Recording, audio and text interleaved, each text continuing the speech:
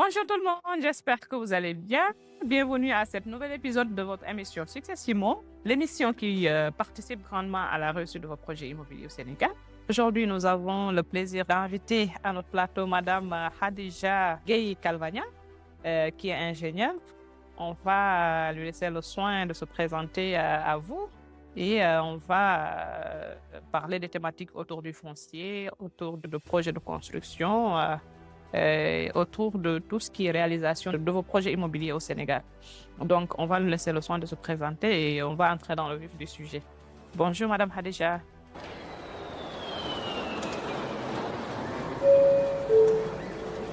Your attention, please. Bonjour Fatoumay.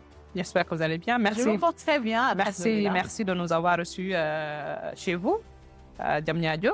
Merci à vous d'avoir voulu bien m'inviter à votre émission. Merci Très suivi et très intéressant que j'apprécie beaucoup. Merci beaucoup. Est-ce que vous pouvez me présenter à notre audience, à la communauté qui nous écoute? Je précise que je ne me présente jamais. Ceux qui ne me connaissent pas, tant pis. Non, je blague. Donc, comme vous l'avez dit, je m'appelle Khadija Gueye Calvagna. Je suis ingénieure en génie civil, manager de projet plus dans la construction de bâtiments qu'autre chose, même si j'ai eu quand même un peu d'expérience sur les travaux publics, mais j'ai préféré quand même les bâtiments. Et voilà, on reste. Merci beaucoup pour cette présentation. Khadija est ingénieure et aujourd'hui, on aimerait en connaître davantage sur le métier d'ingénieur.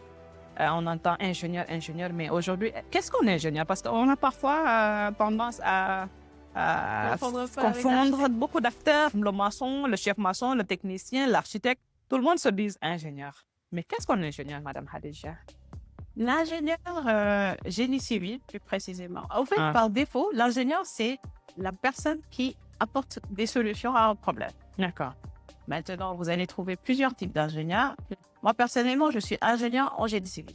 D'accord. Ingénieur en génie civil. En génie civil. Donc, c'est en sciences et en technique de la construction de bâtiments et des travaux publics. D'accord. Donc, quand on parle de tout ce qui est réseau, donc c'est les routes, tout ce qui est eau, tout ce qui est électricité, tout ce qui est, comment dirais-je, tout ce qui renforce la communication. D'accord. Aujourd'hui, les réseaux, l'eau qu'on boit, par où ça passe, les ingénieurs en génie civil interviennent. L'électricité, les ingénieurs aussi en génie civil interviennent. Le toit. Aujourd'hui, on ne peut pas se lever. Dès qu'on se lève, on est déjà sur un toit. Quand on se déplace, on se retrouve sur un toit. Donc, tout ce qui est bâtiment. Et là, quand on parle de bâtiments, ce n'est pas que les maisons, c'est les hôpitaux, c'est les hôtels, les restaurants, c'est partout où on se retrouve avec un toit. C'est partout où on se retrouve avec un toit. C'est cela. Donc, c'est bien clair pour nous, on connaît davantage. Maintenant, par rapport aux différents acteurs bâtiments.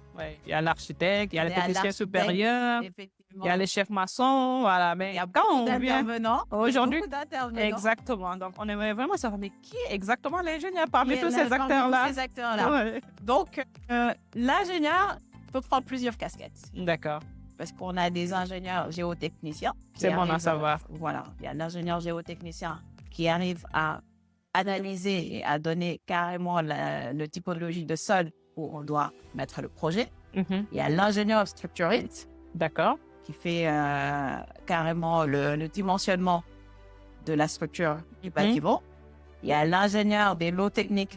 C'est un autre ingénieur, ce sont les électromécaniciens. D'accord. Pour faire les dimensionnements de l'électricité, de la plomberie, de tout ce qui est courant fort, courant faible pour venir à leur terme technique. Et il y a beaucoup d'autres types d'ingénieurs. Mais par rapport à une construction, on démarre toujours par un architecte. D'accord. L'architecte, c'est la personne qui arrive à concevoir le projet, l'idée que vous avez. Si aujourd'hui vous avez l'idée de faire une maison 3 chambres salon, vous vous adressez à un architecte, il va vous faire un plan matérialisé sur papier de ce que vous désirez. D'accord. Et à travers ce plan, on les taquine un peu en disant que ce sont les rêveurs. D'accord. Et pour les ingénieurs, nous sommes les réalisateurs. D'accord. Nous réalisons et eux, ils rêvent. C'est ce qu'on a l'habitude on a l'habitude de se taquiner comme ça. c'est juste pour dire qu'ils font quand même un travail très important. Il ne faut pas le négliger. C'est un travail très important parce qu'ils arrivent à associer tout ce qui est ventilation, éclairage. Aujourd'hui, beaucoup ne le savent pas, mais rien que l'orientation de bâtiment peut alléger drastiquement les dépenses en énergie. OK. Et ça, l'architecte. C'est le travail de l'architecte. OK. Et une fois c'est conçu sur le papier, l'ingénieur des structures arrive à dimensionner. Est-ce que ce qu'il a conçu arrive à tenir par rapport à la structure? OK. Communément au Sénégal, on a l'habitude de parler de structures en béton armé. Il y a d'autres types de structures, mais ici, c'est plus commun de parler de BA, plan BA par exemple. Cela veut dire que c'est l'étude des plans et de la structure en béton armé que l'ingénieur arrive à faire. Et sur site, lors de l'exécution, nous avons aussi l'ingénieur qui doit manager le projet. Sur le site. Donc, même dans les entreprises, nous avons des ingénieurs qui arrivent parce qu'il faut toujours tout calculer, le nombre de personnes qui doivent intervenir sur le chantier, les différentes tâches qui doivent être, le planning d'exécution, les délais d'exécution, choisir les bons matériaux qui vont rentrer dedans. Parce qu'aujourd'hui, tout le monde vend du fer, tout le monde vend des briques, mais qu'en est-il de la qualité? C'est un ingénieur qui arrive à apprécier et à choisir le bon sur la base des fiches techniques et aussi sur le visuel. Tout ça, c'est des validations qui se font. C'est ce qui permet de nous dire, voilà, on manage le projet du début à la fin. Parce qu'on discute aussi avec les architectes qui peuvent revenir. On va dire, ah non, là, ça ne passe pas, ou bien là, ça passe. Et l'architecte peut amener aussi apporter des modifications qui vont impacter sur ce qu'on avait déjà conçu. Et là, c'est un travail permanent en collaboration avec les autres acteurs. D'accord. Alors, vous êtes ingénieur, donc vous intervenez dans le domaine du bâtiment. C'est cela. Mais on va inverser un peu la donne. Oui. Aujourd'hui, parce que vous portez une casquette d'agent immobilier, parfois on vous voit intervenir dans le secteur du foncier. C'est cela. Avant d'aller sur le bâtiment, là, on va se poser un peu sur le foncier, là, parce que dans ma communauté, il y a beaucoup qui s'intéressent au foncier. Ils veulent investir, il y en a qui veulent investir, mais ils ne savent pas où. Ils ne savent pas où s'orienter. Voilà, il y a un travail qu'on fait derrière, mais aujourd'hui, on a envie d'entendre d'autres acteurs, on a envie d'entendre d'autres experts qui sont dans leur domaine. Vous construisez, donc vous avez eu à faire beaucoup de zones. Donc, vous maîtrisez un peu la cartographie du foncier au Sénégal. Et est-ce que vous pouvez donner des orientations à la personne qui est derrière, qui va investir, qui a son budget assez limité, mais qui a quand même un budget et il se pose des questions de où est-ce que je vais investir dans le foncier au Sénégal? Fatouma, je pense que vous êtes mieux placé que pour répondre à cette question.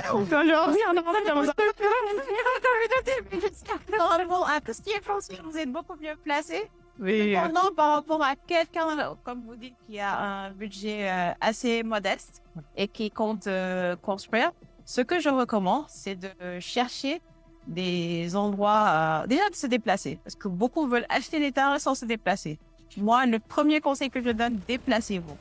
Mais aujourd'hui, pour ceux ou celles qui ne peuvent pas, parce qu'ils ne sont pas là. Oui, je sais. Est-ce qu'ils doivent obligatoirement acheter un billet d'avion pour se poser au Sénégal? Non, pas nécessairement. Bon, après, ils peuvent faire appel à d'autres personnes peut-être pour vérifier si Fatouma il leur a donné le bon terrain là où ils veulent et tout. Ouais. Mais bon, à défaut d'être sur place, c'est de se rapprocher quand même des agences immobilières. Ça, c'est très important. D'accord. Parce qu'il y a beaucoup qui vendent des terrains au Sénégal, mais beaucoup aussi ne sont pas habilités à le faire. Ok. Beaucoup de problèmes fonciers quand même. Voilà, il faut le dire. Donc, se rapprocher déjà d'une bonne agence immobilière. Après, de bouche à oreille, on est au Sénégal, il y a des choses qui marchent, des choses qui ne marchent pas. Mais pour s'assurer, surtout quand on n'est pas là, c'est de se rapprocher quand même d'une agence immobilière. Quand on est présent, on peut toujours se déplacer, voir et vérifier le type de sol. Parce que le type de sol, je l'avais déjà dit dans une de mes vidéos sur ma chaîne, mais le type de sol détermine drastiquement les coûts de construction derrière.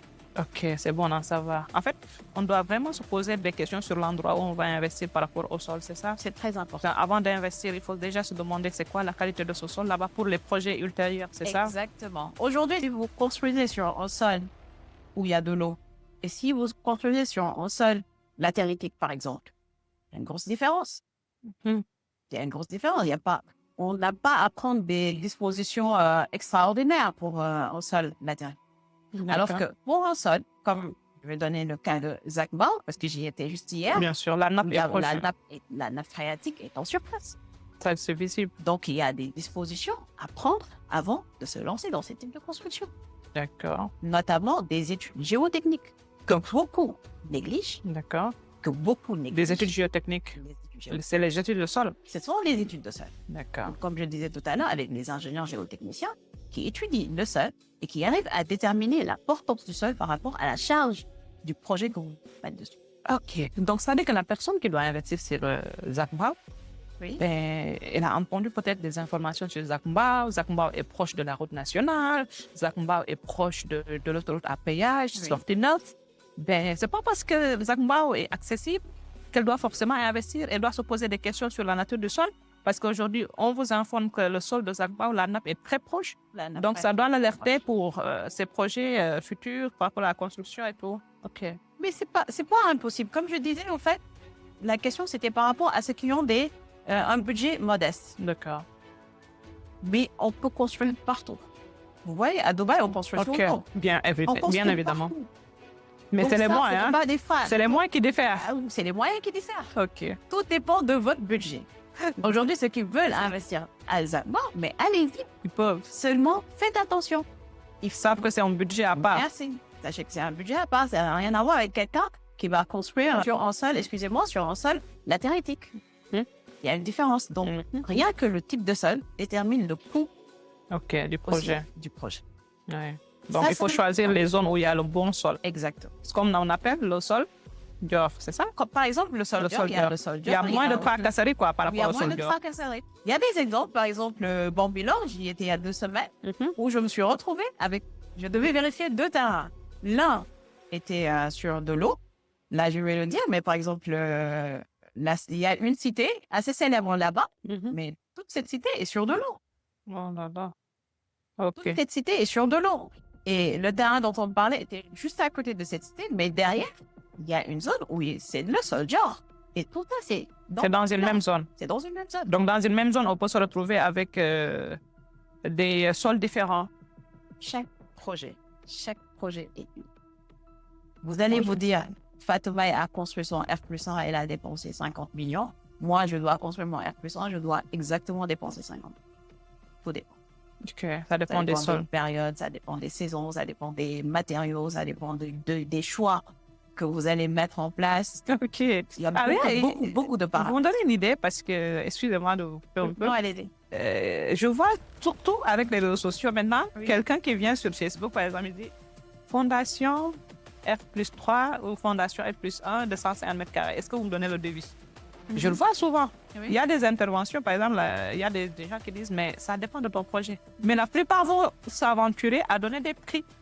Et malheureusement, la personne qui pose la question, c'est la personne qui doit réaliser son projet, c'est ces prix qu'il applique. Exactement, qu'il applique. Donc, si elle vient voir Mme Khadija, qui est ingénieure dans ce domaine, ben, si vous le facturez plus que ça, ben, non, c'est cher. Elle va partir, carrément. Donc, c'est pas une bonne méthode, quoi. Non, du C'est pas tout, seulement mais parce... C'est pas parce que l'autre a fait 2 millions dans sa fondation que l'autre va effectuer. Parce que les sols sont différents, il y a beaucoup de facteurs qui peuvent Il y a faire des beaucoup de- variations par rapport au projet. Je le Ok, répète, c'est bon à chaque savoir projet. quand même. Chaque projet.